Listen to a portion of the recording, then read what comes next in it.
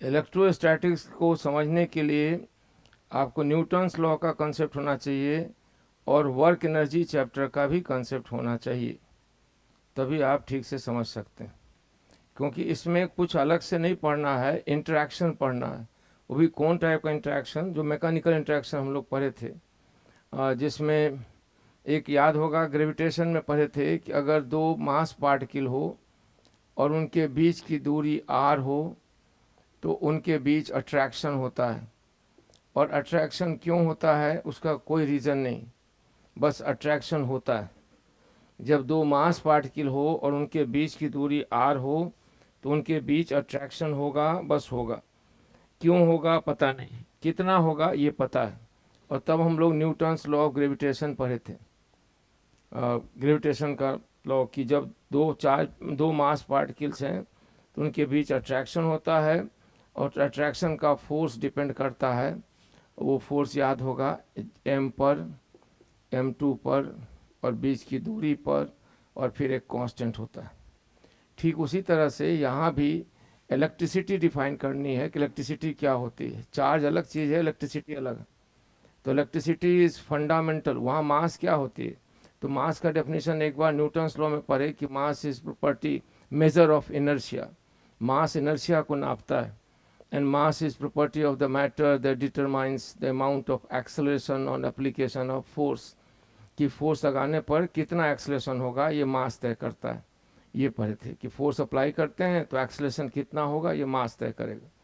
उसी तरह से यहाँ इलेक्ट्रिसिटी डिफाइन करना है कि इलेक्ट्रिसिटी क्या होती। Mass is a fundamental property of matter that determines the amount of acceleration on application of force. तो इलेक्ट्रिसिटी क्या है, चार्ज अलग चीज़, हम इलेक्ट्रिसिटी की बात कर रहे हैं। इलेक्ट्रिसिटी की बात वो जो क्लास 9 या 8 में पढ़े होंगे, वो सूखे हुए कंघी को बालों से, सूखे हुए बालों से रगड़ने के बाद कागज़ के टुकड़ों के पास ले जाने से वो अट्रैक्शन होता है या फिर रिपल्सन होता है, उसको कहते हैं इलेक्ट्रिसिटी। और इलेक्ट्रिसिटी का डेफिनेशन क्या दें कि electricity is fundamental property of matter. Electricity is fundamental property of matter, property of matter. शुरू में लगेगा डेफिनेशन दे रहे हैं कि बहुत डिटेल से जा रहे हैं कि ये बोर्ड के लिए सिर्फ है, ऐसा नहीं है, जीरो से है तो इसलिए थोड़ा तो ही होगा। उसके बाद जब हम लोग आएंगे तो एप्लीकेशन में आएंगे। तो electricity is fundamental property of matter. अब दैट डिटरमाइंस क्या, that that makes the body sensitive towards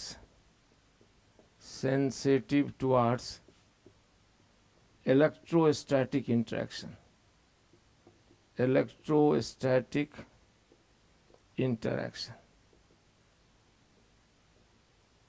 ठीक है। यानी इलेक्ट्रिसिटी वो फंडामेंटल प्रॉपर्टी ऑफ मैटर है जो मैटर को इलेक्ट्रोस्टैटिक इंटरेक्शन के प्रति सेंसिटिव बनाता है। ठीक उसी तरह से जिस तरह mass makes the body sensitive to gravitational interaction, अगर बॉडी में मास होगा तब उसमें ग्रेविटेशनल इंटरेक्शन होगा। उसी तरह इलेक्ट्रिसिटी, यानी जो रोल ग्रेविटेशन चैप्टर में मास का है वही रोल यहाँ इलेक्ट्रिसिटी का है। अब इलेक्ट्रिसिटी और मास में डिफरेंस भी है, अब सिमिलरिटी भी हो सकती होगी। तो electricity is property of matter which makes the matter sensitive to a new type of interaction called electrostatic interaction. एकदम एनालॉग है मास का कुछ मायने में। हाँ, डिफरेंस ये है कि इलेक्ट्रिसिटी और मास में, तो electricity is conserved, electricity and mass both are conservative, conservative का मतलब दोनों में टोटल अमाउंट कांस्टेंट है। यूनिवर्स में दोनों का में टोटल अमाउंट कांस्टेंट है। Total amount of mass in the universe is constant, इसलिए मास का चेंज जब भी होगा तो पेयर में होगा, एक जगह मास बढ़ेगा तो दूसरी जगह मास घटेगा। उसी तरह इलेक्ट्रिसिटी भी फंडामेंटल प्रॉपर्टी ऑफ मैटर है। अगर किसी बॉडी पर इलेक्ट्रिसिटी आएगी तो उतना ही इलेक्ट्रिसिटी अपोजिट सेंस का दूसरे बॉडी पर भी आएगा, ताकि दोनों जोड़ दें तो नेट चेंज जीरो हो। तो इलेक्ट्रिसिटी और मास में सिमिलरिटी है कि बोथ आर कंजर्वेटिव। दूसरा, इलेक्ट्रिसिटी फ्रेम ऑफ रेफरेंस पर डिपेंड नहीं करती, मास डिपेंड करता। कैसे?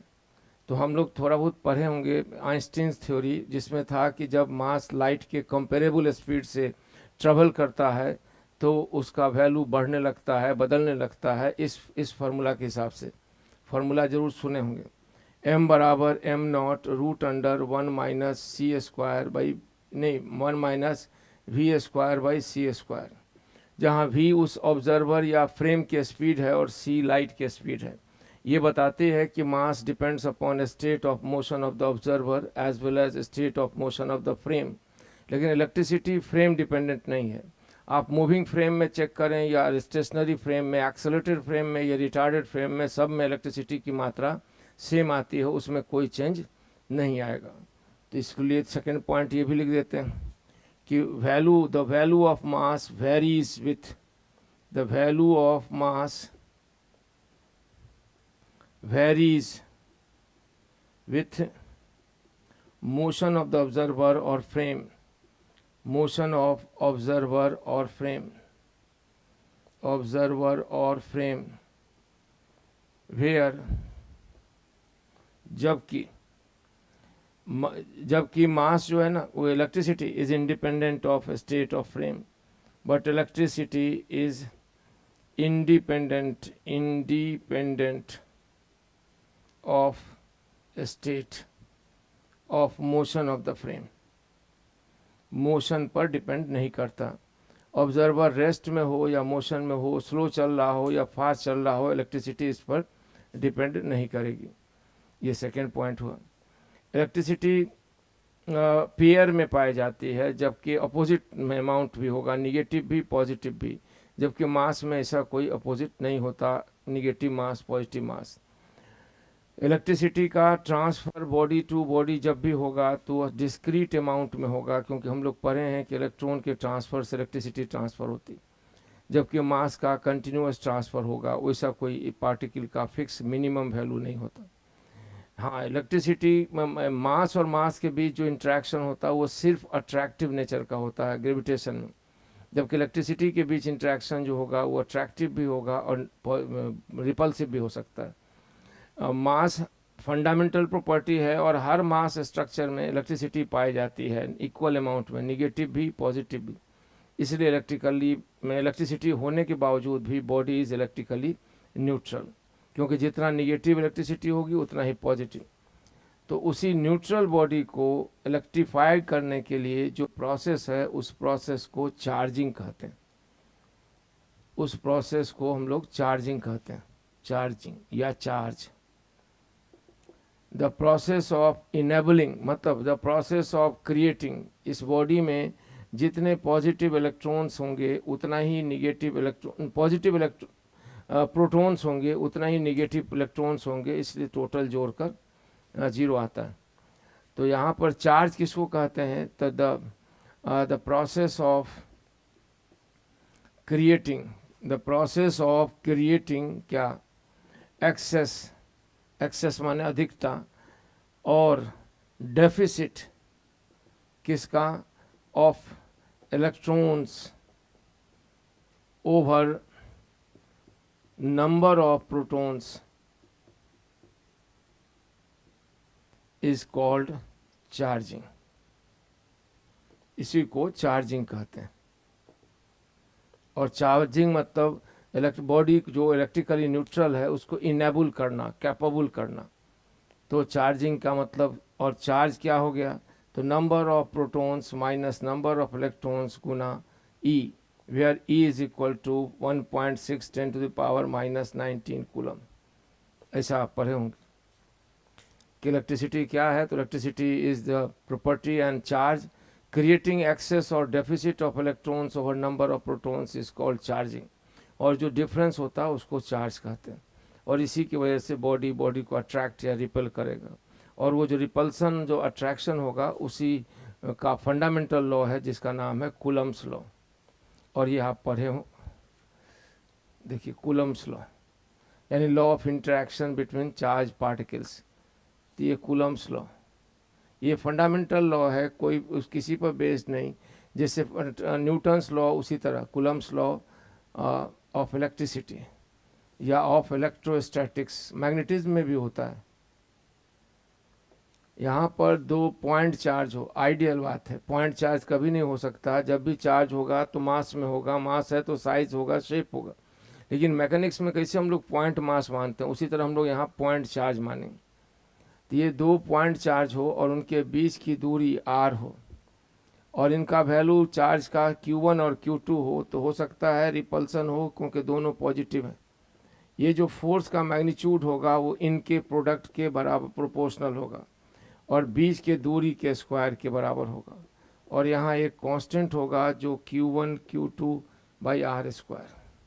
और हम लोग डील कर रहे हैं interaction between two charge particle, इसलिए और न्यूटन्स लॉ पढ़ने वाले लोग सब जानते हैं कि इंट्रैक्शन के लिए minimum number of particles needed is 2 and maximum possible number that can get involve in interaction is 2। मतलब नहीं समझे? न्यूटन्स लॉ में हम लोग पढ़े थे कि जब भी दो पार्टिकल होगा, कम से कम कितने पार्टिकल के बीच इंट्रैक्शन शुरू हो सकता है, तो 2। और अधिक से अधिक कितने पार्टिकल किसी एक इंट्रैक्शन में इन्वॉल्व हो सकते हैं, पार्टिसिपेट करते हैं, तो उसका भी जवाब था 2। यानी मैकेनिकल इंट्रैक्शन जब भी होगा तो minimum number of particles needed is 2 and maximum possible number is also 2। इसलिए 3 का तो कोई मामला ही नहीं। जो स्कूल में जब हम लोग पढ़ते थे ना, तो हम लोग पढ़े ऐसे कि force depends upon Q1 and Q2, ठीक है। फोर्स डिपेंड्स अपॉन सेपरेशन, ये ठीक है। And force also depends upon medium, ऐसा पढ़ते थे। तो मीडियम कौन हुआ? मीडियम बीच में तीसरा आ गया ना।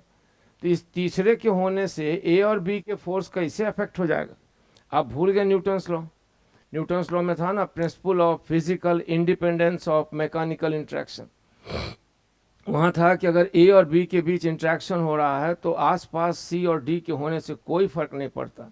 The intercause of the interaction lie in A and B and effect of interaction is limited to the A and B only. यानी इंट्रैक्शन का जो कारण होता है वो ए और बी में ही निहित है और उसका प्रभाव ए और बी तक ही सीमित है। उस डी और ई और सी अड़ोसी पड़ोसी पर प्रभावित नहीं होता। तो फिर ये लॉ यहाँ काहे नहीं काम करेगा? यहाँ जो हम बोल दें कि इंटरेक्शन डिपेंड्स अपॉन चार्ज, ठीक है, ए एंड बी, ये तो लॉ के अनुसार है। इंटरेक्शन डिपेंड्स अपॉन बीच सेपरेशन, उसकी इंटेंसिटी घट बढ़ सकती है, ठीक है। बट जब बोलेंगे इंटरेक्शन डिपेंड्स अपॉन मीडियम, तब तो जवाब गड़बड़ हो जाएगा ना। मीडियम मतलब तीसरा इस दोनों की इंटरेक्शन को कैसे अफेक्ट कर सकता है? अगर करता है तो न्यूटन्स लॉ का उसका लॉ का क्या होगा जो कहता है कि physical independence of mechanical interaction. इसलिए हम लोग मानेंगे अभी तीसरा कोई नहीं, कोई मीडियम नहीं, कोई परमिटिविटी नहीं, पहले 2-4 दिन के लिए। उसके बाद फिर परमिटिविटी को भी डिफाइन करेंगे। यहाँ कोई मीडियम नहीं, कोई परमिटिविटी नहीं, यहाँ एक कांस्टेंट होता है। अब ये इसमें 4 पाई क्यों होता है और ये एप्सिलॉन नॉट क्या है? तो epsilon not is an absolute constant of the space vacuum. बस इतनी सी बात। इसको कहते हैं space electric constant, space electric constant.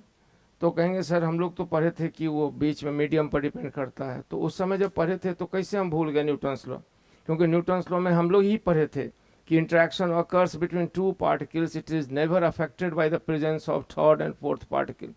The cause of interaction lie between A and B and effect is limited to the A and B only। यानी हिंदी में बोले तो A और B के बीच जो इंट्रैक्शन होता है उसका कारण उन्हीं में निहित है और उसका प्रभाव वहीं तक सीमित है, अड़ोसीज एंड पड़ोसी से बिल्कुल प्रभावित नहीं पड़ेगा। और जब हम ऐसे सीधे बोल देंगे कि medium affects the interaction between A and B, तो होना गया पड़ोसी तीसरा, इसलिए उसको नहीं बोलना है, यही मानना है। तो कहें कि वो गलत है, नहीं वो भी सही है, उसको समझने का तरीका बदल नहीं। तो स्पेस इलेक्ट्रिक कांस्टेंट, इसको कहते हैं स्पेस इलेक्ट्रिक कांस्टेंट। इसका वैल्यू फिक्स होता है 8.85, हमको जहाँ तक याद है 10⁻⁻12। अब -12 तो लिख दिए, यूनिट कहाँ से लाएं? तो यूनिट यहीं से बनाएंगे, यहीं से फार्मूला से हम यूनिट बना सकते हैं। एप्सिलॉन नॉट इधर ले आएंगे और यहाँ हो जाएगा 1/4 पाई। हालांकि एक सवाल यह भी है कि यहाँ 4 पाई कहाँ से आ गया, तो सवाल का जवाब होगा ऐसे लिख सकते हैं। अब आप यूनिट खुद ही बना लीजिए, ऊपर Q एंड Q यानी कूलम एंड कूलम और नीचे न्यूटन और मीटर स्क्वायर।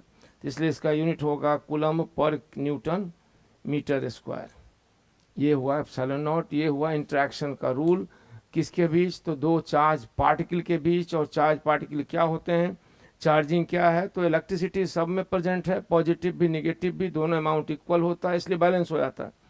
तो जब किसी एक पार्टिकल में, एक बॉडी में हम निगेटिव चार्ज की अमाउंट को पॉजिटिव से बढ़ा देते हैं या घटा देते हैं, तब वो इलेक्ट्रिकली एक्टिव होता है। इस process of enabling the body to be active for interaction को चार्जिंग कहते हैं। और वो जो डिफरेंस ऑफ चार्ज आता है अमाउंट पॉजिटिव एंड निगेटिव का, उसी को चार्ज कहते हैं। और ऐसे दो चार्ज पार्टिकल हैं, आर डिस्टेंस पर फोर्स लग रहा है। ये कूलम्स लॉ, ये फंडामेंटल लॉ है मैकेनिक्स में। या 12 में, 11 12 में 12 फंडामेंटल्स है, ये तो 5 ही हम दिखा पाए। 12 में पहला था ट्रायंगल लॉ ऑफ एक्टेरिएशन, उसके बाद 3 था न्यूटन साहब का नियम मोशन वाला, तो 3 1 4 हो गया। उसके बाद लॉ ऑफ ग्रेविटेशन, वो भी न्यूटन साहब के नाम, 5 हो गया। उसके बाद principle of transmissibility of forces, 6 हो गया। ये 6 11th में। और 12 में शुरू हुआ पहला कूलम्स लॉ, फिर गॉस थ्योरम, फिर Biot-Savart law, Ampere's law, Faraday law and Maxwell equation. ये 6 फंडामेंटल हैं जिनमें हम कोई कारण नहीं दे सकते कि ऐसा क्यों होता है कि चार्ज के बीच अट्रैक्शन होता है, और वो चार्ज के अमाउंट पर डिपेंड करता है। तो ये कूलम्स लॉ, अब इसको वेक्टर फॉर्म में लिखते हैं, फिर आगे इसका एप्लीकेशन देखेंगे। तो वेक्टर फॉर्म वाला काम देख ही लेते हैं अभी। अब रही बोर्ड पर लिखना होगा तो भी तो समझना तो ही होगा ना पहले। तो देखिए वेक्टर फॉर्म में कैसे होगा। ये वाई एक्सिस है, ये एक्स एक्सिस है। हम 3D भी ले सकते थे। यहाँ एक पार्टिकल ए है, दूसरा पार्टिकल बी है। बोलें कि ए पर चार्ज +1 है, बी पर +2 है, +Q2 है। ए कहाँ है, तो ए का पोजीशन वेक्टर है ये R1। और बी कहाँ है, तो बी का पोजीशन वेक्टर है R2। तो R2 से बी को लोकेट किए, R1 से ए को लोकेट किए, और ज्वाइनिंग लाइन डिस्टेंस यहाँ दिया हुआ है। अब इनके बीच रिपल्सन होगा, और रिपल्सन होगा तो ठीक है, तो इस पर बी पर फोर्स रहेगा, राइट। ये एक्शन है तो इस पर रिएक्शन होगा, और एक्शन रिएक्शन अमाउंट में बराबर होंगे, डायरेक्शन में अपोजिट होंगे, मैग्नीट्यूड में इक्वल होंगे, टाइम ऑफ एक्शन कॉमन होगा। और ये बीच की जो दूरी है, हम ट्रायंगल लॉ का यूज़ करें तो ट्रायंगल ओ ए बी में ए बी बराबर किसके होगा, तो ए बी बराबर हो जाएगा हमें लगता है ओ बी माइनस ओ ए। आप देख लीजिए हम गलत तो नहीं है। ए बी बराबर, कहें कि सर हम समझ में नहीं आ रहा, समझ में बड़ा आसान है। ओ ए प्लस ए बी बराबर ओ बी। तो ए बी बराबर हो गया ओ ए माइनस ओ बी, यानी ये हो जाएगा R2 माइनस R1, और ये होगा डेल्टा आर।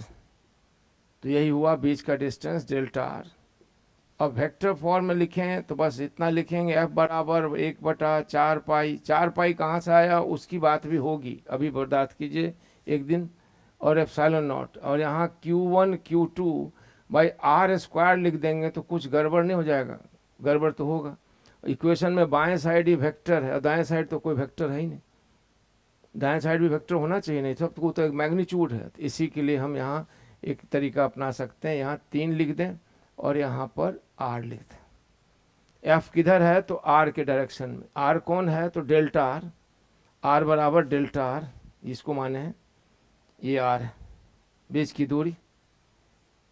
या फिर आपको अगर कन्फ्यूज़न हो रहा है तो आप ऐसे लिखिए 1 बाई, ये जो A पर B पर फोर्स लग रहा है 1/4 pi epsilon not Q1 Q2 और R2 माइनस R1 के मैग्नीट्यूड का क्यूब, और इधर R2 माइनस R1 वेक्टर।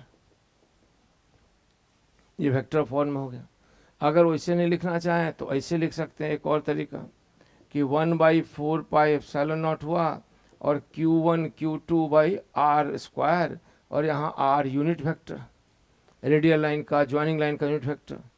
तो ये ए बी पर लगा। उसी तरह से ए पर भी फोर्स होगा, उसे हम एक्शन डिफाइन कर दिए तो रिएक्शन तो हो ही जाएगा, -1/4 pi epsilon not Q1 Q2 by R जो भी हो R² और R माइनस साइन के साथ। तो ये हुआ Coulomb's law. It deals with interaction between 2 point charges. और इसके आगे हम लोग को बढ़ना है। पॉइंट चार्ज का इंट्रैक्शन, बस आप न्यूटन्स लॉ ठीक से पढ़े हो, पोटेंशियल एनर्जी वर्क का चैप्टर पढ़े हो ठीक से, तो इलेक्ट्रोस्टैटिक्स का शुरुआत जो इलेक्ट्रिक फील्ड पोटेंशियल बहुत आसानी से समझ में आएगा। तो यहाँ तक इसको जानना है। इसके बाद हम लोग चलेंगे electric field space, the property. Electric field क्या होता है, उसकी इंटेंसिटी नापने के लिए, उसका पोटेंशियल वैल्यू, उसका पोटेंशियल ग्रेडियंट, फिर अलग अलग चार्ज सोर्स जैसे point charge, group of point charge, line linear charge distribution, uniform linear, non uniform linear, ये अलग अलग केस में सब डेरिवेशन पढ़ेंगे, ठीक है। ये अलग अलग केस में सब डेरिवेशन पढ़ेंगे। तो अगले दिन का हम प्रोग्राम बता रहे हैं। अगला दिन कम, आज इतना कम क्यों? क्योंकि आज पहला दिन इतना ही होना चाहिए, अगले दिन से हम ज़्यादा समय देंगे। अगले दिन में कहाँ से शुरू करना है इसको बता रहे हैं। अगले दिन में शुरू करना है field, electrostatic field intensity, electrostatic field, और उसमें इंटेंसिटी वेक्टर एंड पोटेंशियल, इसको वेक्टर मानते हैं और इसको कहते हैं स्केलर, इसका डेफिनेशन और इनके बीच रिलेशन, पोटेंशियल ग्रेडियंट, और फिर ग्रेडियंट से फील्ड का निकालना। V मालूम है तो E कैसे निकलेगा, और E मालूम है तो V कैसे निकलेगा। जैसे मान लो V दिया हुआ है 3xy plus YZ plus ZX, तो आपसे पूछा गया E पता लगाओ। या कहीं पर E दिया हुआ है मान लो 3 कुछ भी BX², तो आपसे पूछा जाए V पता लगाओ। तो इसके बारे में जानना है। फिर इसके हो जाने के बाद अलग अलग सोर्स का एनालिसिस करना है फील्ड का, जिसमें सबसे पहला पॉइंट चार्ज का होगा, पॉजिटिव का, निगेटिव का, फिर इक्विपोटेंशियल लाइन्स, इक्विपोटेंशियल सरफेस, और फिर ग्रुप ऑफ पॉइंट चार्ज का, दोनों की ज्वाइनिंग लाइन में, ज्वाइनिंग लाइन के बाइसेक्टर पर उसका पोटेंशियल वेरिएशन, वो स्टेबल अनस्टेबल, सब एनर्जी कंजर्वेशन। इसलिए अगला क्लास आज से ज़्यादा इम्पोर्टेंट होगा। आज थोड़ा परहेज शुरू में तो दिमाग में आएगा कि तो मामूली बात है, हम तो पढ़ चुके हैं, ऐसा नहीं सोचिएगा। अगली क्लास परसों होगा, परसों के बाद फिर स्पीड होगी, टाइम भी होगा, हम 11:45 बजे तक पढ़ाएंगे। और जो लोग लेट से ज्वाइन किए, मतलब जिनका छूट गया था इसलिए ज्वाइन किए हैं, वो थोड़ा अलर्ट रहें कि कोई कारण, जिस कारण से पिछले बार नहीं पढ़ पाए, कहीं वही कारण फिर एक्टिव ना हो जाए, त्यौहार पर्व फलाना फलाना फलाना, तबीयत खराब, सुस्ती, बरसात, पानी, ये सब चीज़ पर अपना कंट्रोल सोचिए बैठ कर कि कौन कारण से छूटा था, उनको खासकर बोल रहे हैं। जो पहली बार पढ़ रहे हैं उनको तो ठीक।